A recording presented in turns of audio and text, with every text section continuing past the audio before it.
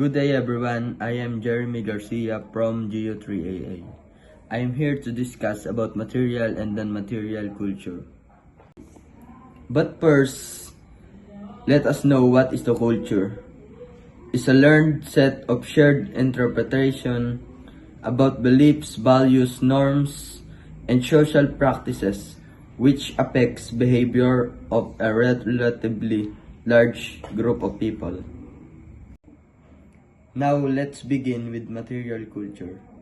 Material culture refers to the physical object, resources, and spaces that people use to define their cultures. These include homes, neighborhoods, cities, schools, churches, temples, mosques, offices, factories, and plants.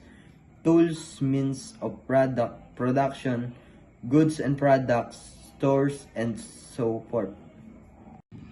So it means material culture provides insight into how people live, how they interact with one another, and how they express their identity through the objects and environments they create.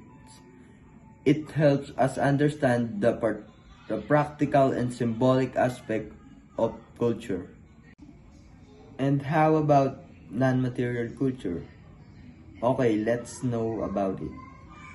It is referring to the non-physical ideas that people have about their culture, including beliefs, values, rules, norms, morals, languages, organization, and institutions.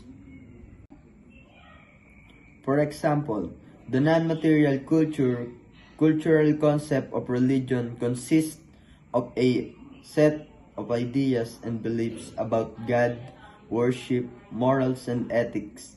These beliefs then determine how the culture responds to its religious topics, issues, and events.